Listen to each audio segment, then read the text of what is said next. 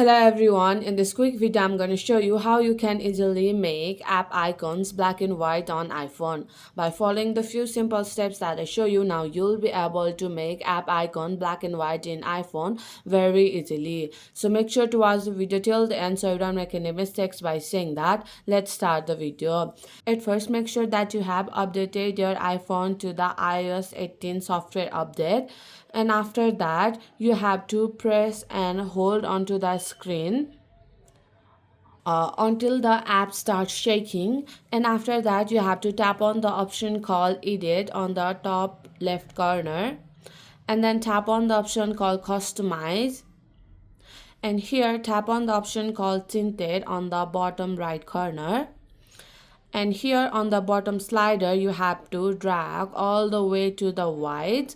Then you'll be able to make your app icons black and white, and to save this you just have to tap on anywhere on the screen. Then you'll be able to make your app icons black and white on your iPhone. So my friend, that's it. If you find this video helpful, even 1%, consider subscribing and leave a like.